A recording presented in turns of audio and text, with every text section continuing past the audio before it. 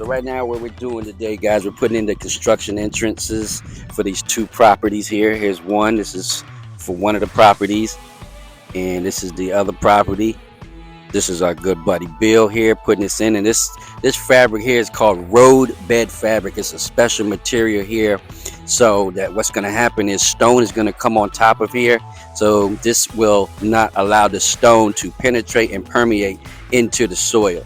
So right now he has the mini excavator. This stuff comes on a big roll and is really heavy product here, a really special heavy product for erosion control.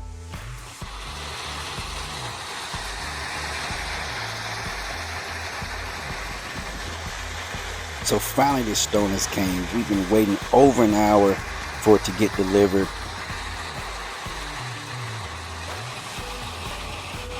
The stone size is a #1 stone, and it's pretty large because it does help remove sediment from vehicles' tires before they actually hit the roadway. So now this stone actually has to be spread out, and that's what's happening now with the Bobcat, to about a 4-inch thickness on each of those entrances.